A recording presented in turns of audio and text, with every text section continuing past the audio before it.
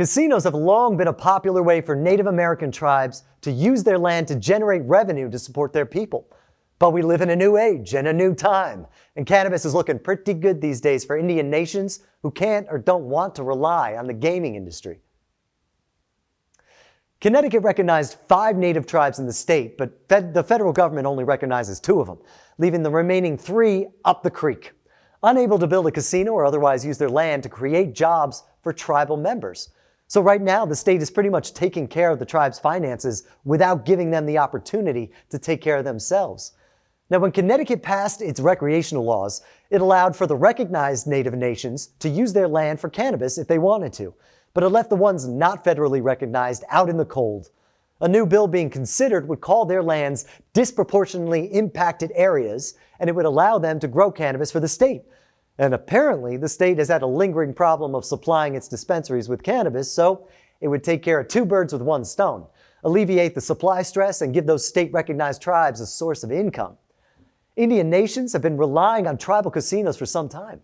After decades of displacement and mistreatment, they have historically found themselves to be impoverished and relegated to remote reservations. The U.S. government started recognizing them as sovereign nations, free to set up their own laws and customs, and as long as they don't contradict federal law, they can kind of pretty much do whatever they want.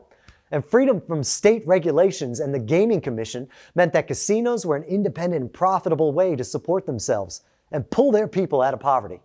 But cannabis legalization is changing the game. Not every tribe has the land nor the neighbors to be able to set up a casino.